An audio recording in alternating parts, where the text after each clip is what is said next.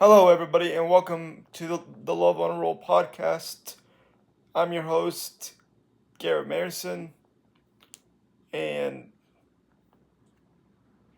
today we're going to talk about something that I haven't really talked about in a while on this podcast.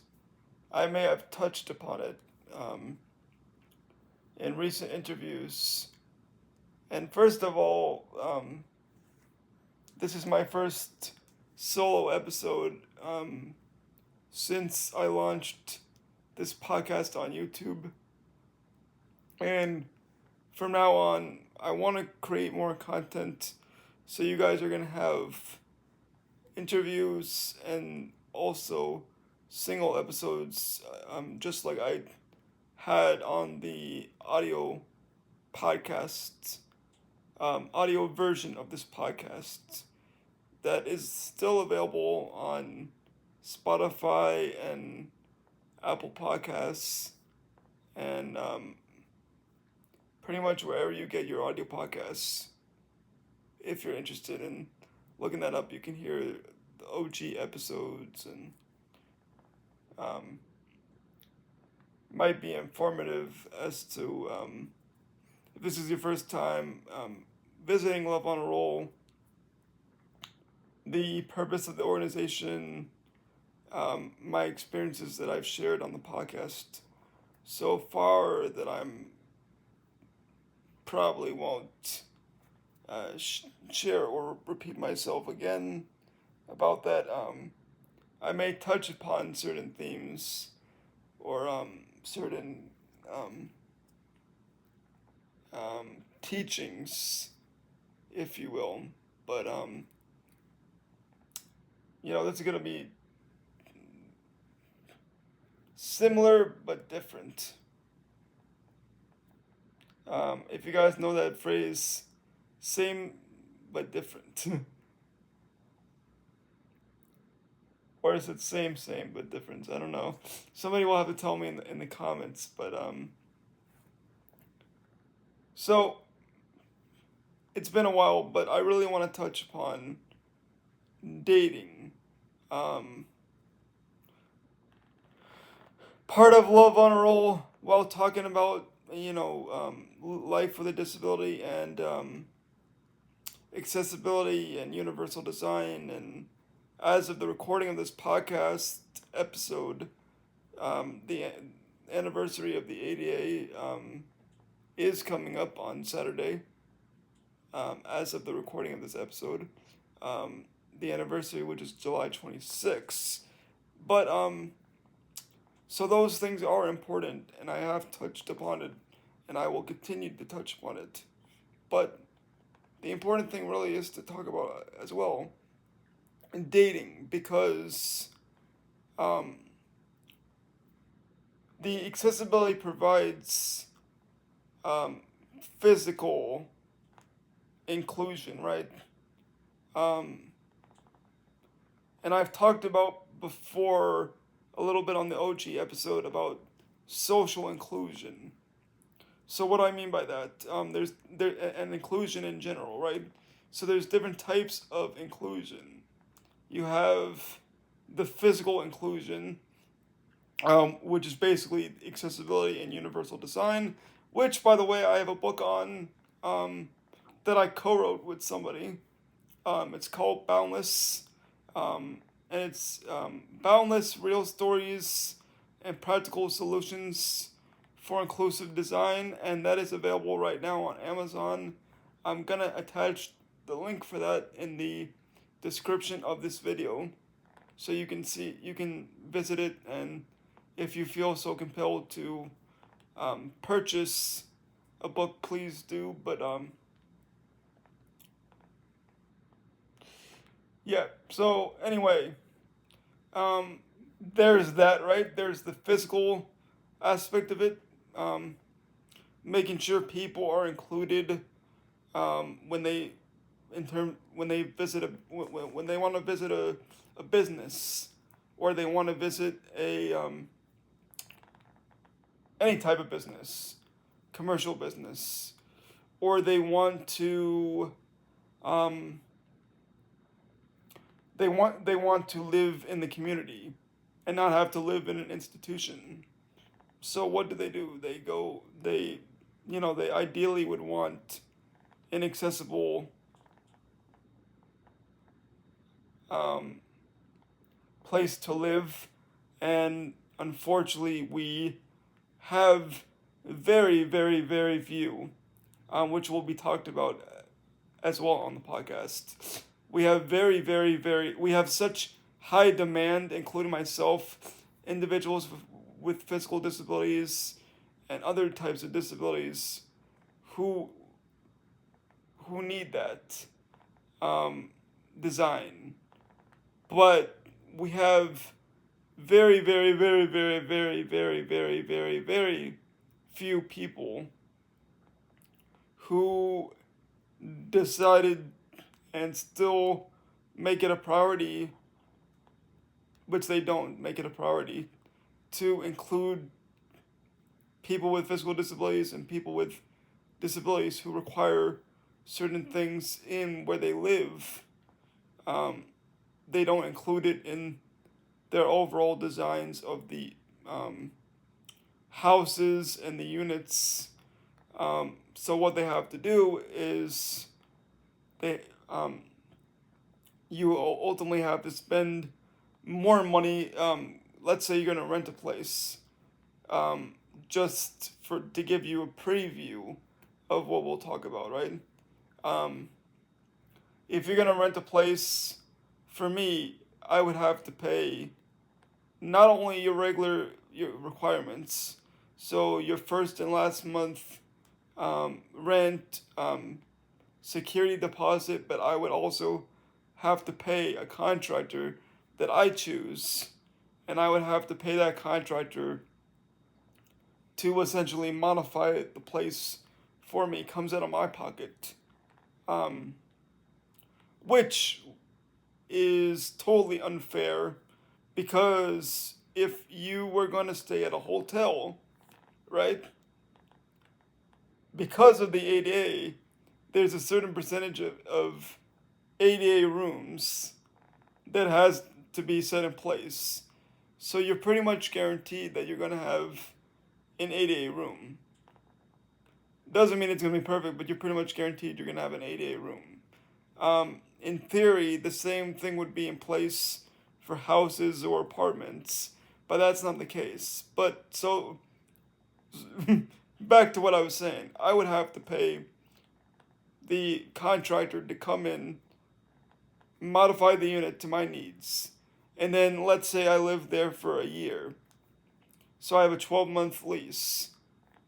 After the 12 months are up, I then would have to pay someone else or pay that same contractor to go back in and pay them to essentially undo everything they did and put it back to the way it was. Else, that affects, I might be charged a fee or something like that. It might be up on me instead of them saying, you know what, let's turn around and, you know, you did all this work for for yourself. Let's turn around and wait until somebody else who's in your situation needs a unit, and then we can give them this unit, right? Because nobody thinks like that, God forbid. um, so the same way that happens, right, is the same way that um, that so there's I'm talking about physical inclusion and inclusive design and accessibility, um, and there's things that are not perfect about it because we are living in an able-bodied world. If you have a physical disability, you're living in an able-bodied world. Um, but just like so many other people, you ideally would want to have to have equality, and to have the same opportunities as everyone else. So that's what we're fighting for. Um, so social inclusion, in the same way that ideally you would want to be included, and you should be included in physical um, aspects of things, making sure everything's accessible for you in terms of commercial businesses, including hotels, um, and ideally a place to live. Um, you would also want that in other aspects of um, life. So that's what social inclusion is saying that not only should you be physically included, but you should be socially included in all aspects of society. Inclusion together is the need for everyone ideally to be included in society and not be separated, segregated, or isolated. So this is um, the broader issue of what of why I created Loveonaroll, and my God-given purpose on this earth is to try to address that, and try to um, make sure that not only can I be included in um, aspects of life and society like a regular person, but that other people will get that same opportunity too, and they don't have to use fear or the reality that you know it, based on their experience or based on what they perceive, that it's not going to work out, because ultimately eventually they will prevail, right? They will win the fight, and they will get the life that they want and then they dream of and they desire. um that is the hope of why I created Love on a Roll, to make sure that not only are you physically included, and accessibility is a priority, but you also are socially included, and included in all aspects of life. And on this podcast, we're going to talk about um, different inequalities, and different things that exist. Uh, Dating is a part of that, and I'll go back to why that is important. Um, but um, different parts of social inclusion, in terms of saying, okay, um, we it's not just dating. Obviously, that's social inclusion. It's building relationships with people in general, and how you can have successful, sustainable relationships with people in general, not just romantic relationships, but also friendships. Um, but also making sure that you have a fighting chance. That if you are attracted to somebody, that you have a fighting chance of getting them uh, um to like you, and not manipulation, but at least showing people and providing them information so that they have a chance to see you for who you are, and they have a chance to be attracted to you. And I will talk about um in this podcast when it comes to dating. Like, when I first started this podcast, I only had one relationship. I only had one romantic um, encounter, um, dating experience, right? Now, we're gonna talk about long-term relationships, but I wanna tell you, I my experience in long-term relationships is not like I haven't been in a long-term relationship, right? But I do have the dating um, experience, and I have dated, and I am currently in that process of dating, um, right? So I do have that experience. But can I give you like, you know, long term? I will try. I will try my best. If you have any questions, if you have advice about long term relationships, and I will do episodes about, I will talk about long term relationships. I have talked about long term relationships in the past, and I will continue to do that. But can I give can I give you like real world perspectives on long term relationships? No, but I do have people that I know that are in long term relationships, and I will try to bring them on to this podcast to answer those questions. So fear not. Um, I do have connections, and I'm going to do everything I can to bring people on this podcast that can talk about things. Um, not just dating, but like dating specifically. Like, if you want long term relationship questions from the perspective of a disability, I can answer those questions. But if you want, like, you know, like tried and true and tested advice, like, I will bring on couples on this podcast to the best of my ability who can answer those questions for you. I'm not going to leave you hanging with that. And I have talked about long term relationships in the past, but I do know that long term relationships can be successful, and you can be in, um, have a physical disability, and you can be successful in relationships. You can be married. I know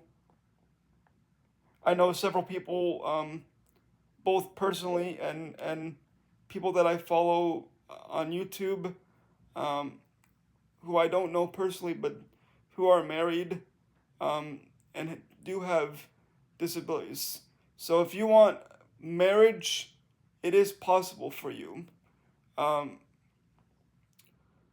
if you're worried about how that works with your benefits, we can talk about that, and I do plan on having an episode about that, right? Because benefits are great, and they do provide lots of good things for us, and I am so grateful for receiving, SSI and everything that I get. But there are ways, um, you know, where if you are able to make, depending on your disability, I'm not saying everyone has to do this, but if you are able to make, um, money, then you should, because why would you, if you love someone, why would you want to, and you want to marry them, right? I'm not saying marriage isn't for everyone, right? But I'm saying if you want to marry someone and you have the ability to not worry about, oh, disability benefits are in the way, or I don't want them to have to look at my partner's income, then don't put limits on yourself. And that's what this whole episode is about.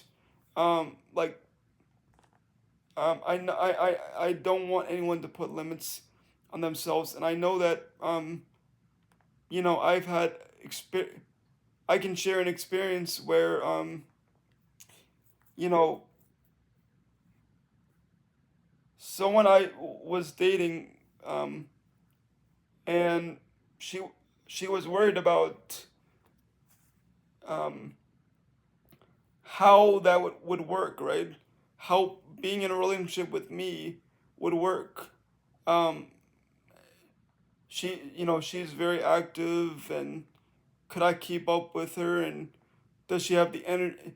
Does she have the energy to keep up with stuff like that? So, I mean, these are things I understand those concerns, right? But like, I told her, hey, where there's a will, there's a way.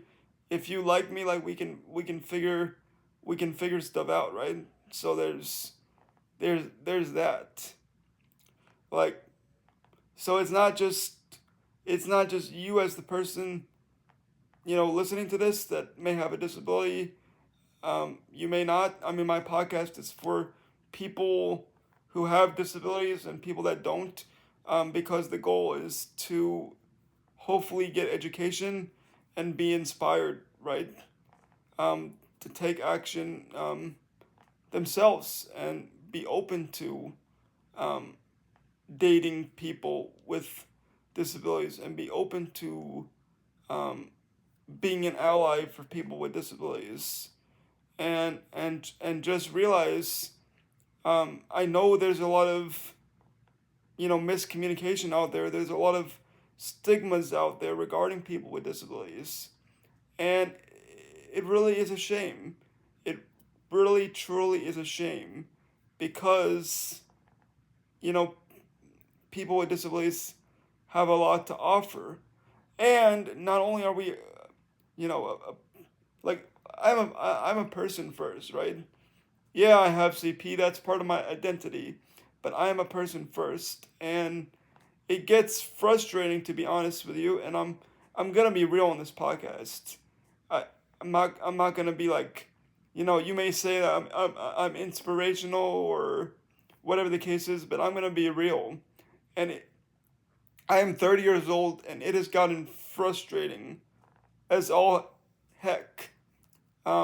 That you know it's like a never ending battle for me. It's like I get close to achieving a goal, whether it's in dating, whether it's in something else, and then something happens to where there's like a something that, imagine it's like a video game, right? It's like you get close to achieving that goal, right? Then you killed for some reason in the video game, right? And then you have to go back and start over um, in during that video game. So that's what I know that other people can probably relate to this, but it's just that whole having to start over, and also when um, you really connect with that, and I'm fortunate that um, right now that um, it hasn't gotten any easier, but I'm fortunate that I'm fortunate that what was I gonna say? I'm fortunate that I do have um, it's like I'm I'm just trying to do what I can to like survive, right? So but I for better or for worse, I do have faith that eventually it will work out. Um, but it does get frustrating, and I'm a very emotional person. Um, I know many of you that know me, you know that I'm an emotional person, and I wear my heart on my sleeve, for better for worse. And that's something that's part of who I am, right? But I'm trying to not be so mushy. But you know, my point is that on this podcast I may come off as emotional. I'm sorry. Um, well, maybe emotional, a little, or passionate is maybe a better word, or I may come off like inspirational, all that stuff.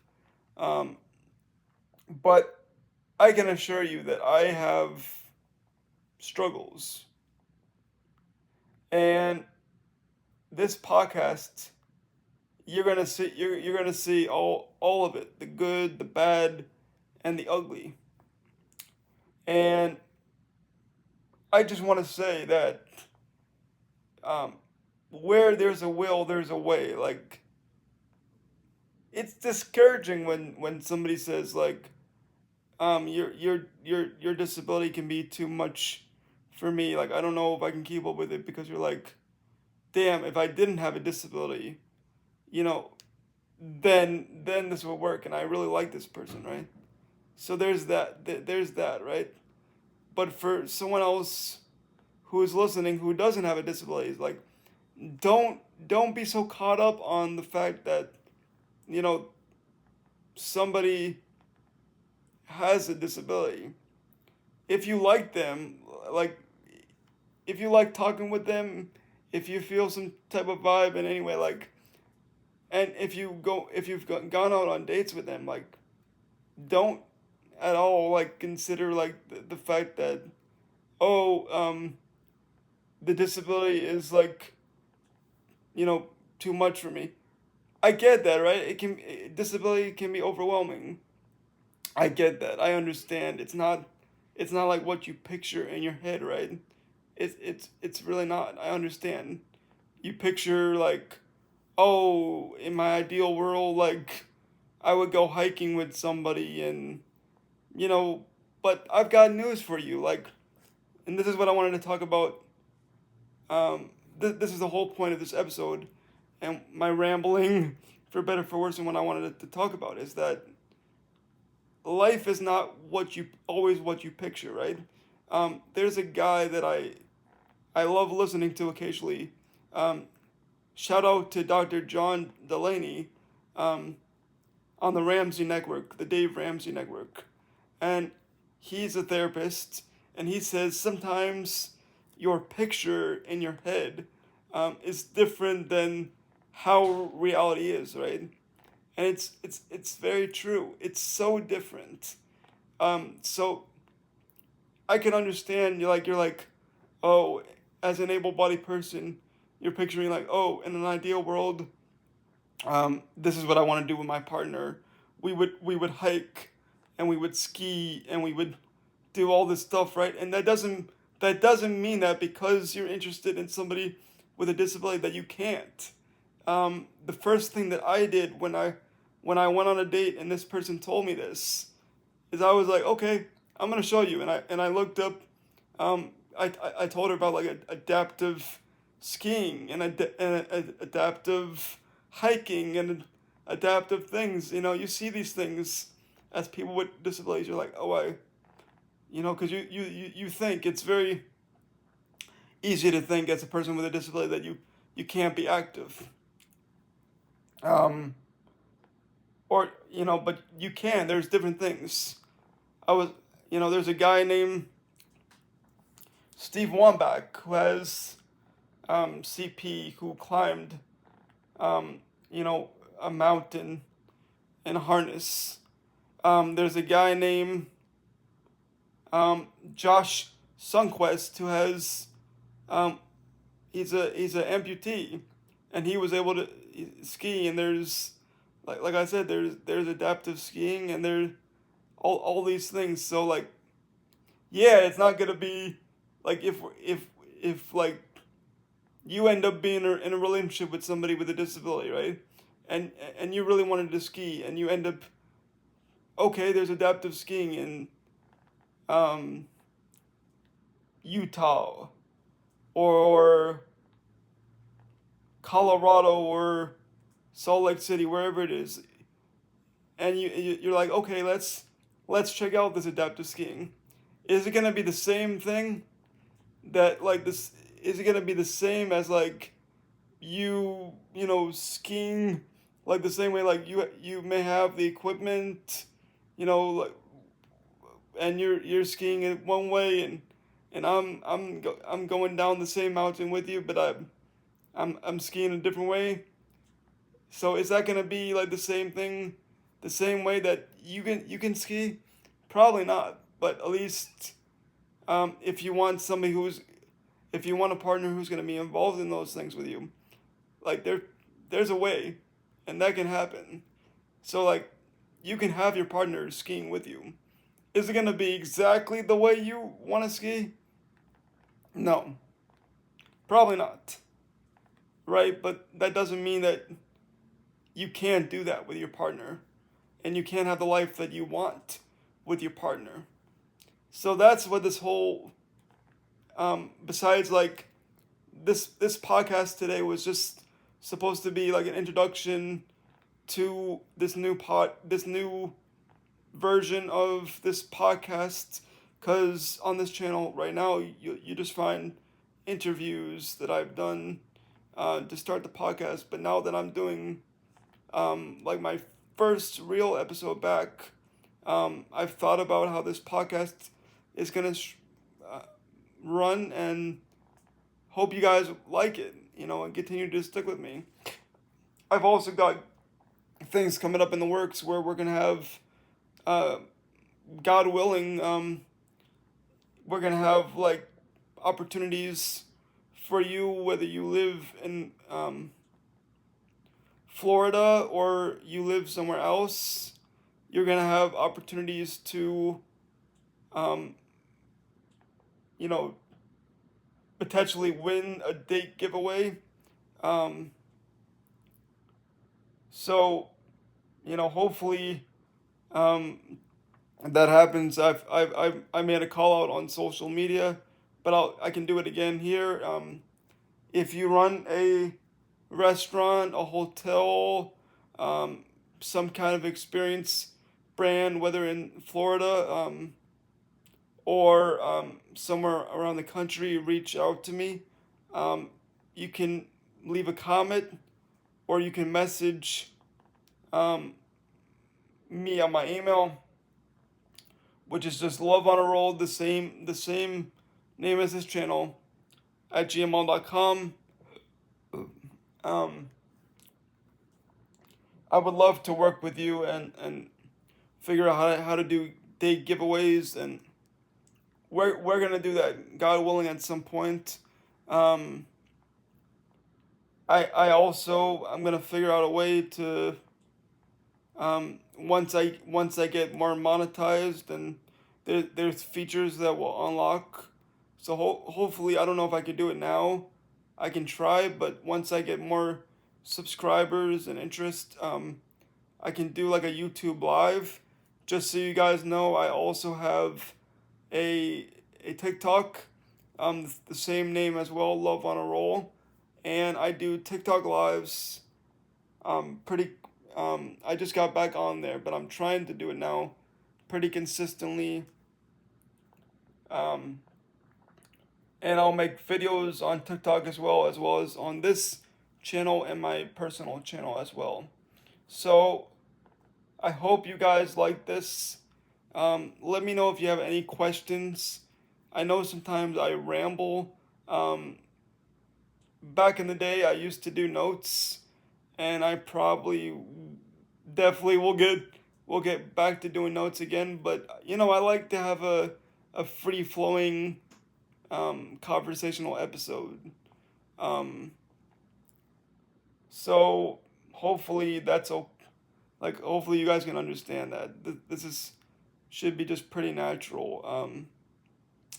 Anyway, thank you guys for staying with me, and remember that love will save the world, and peace out. And I'll talk to you guys soon.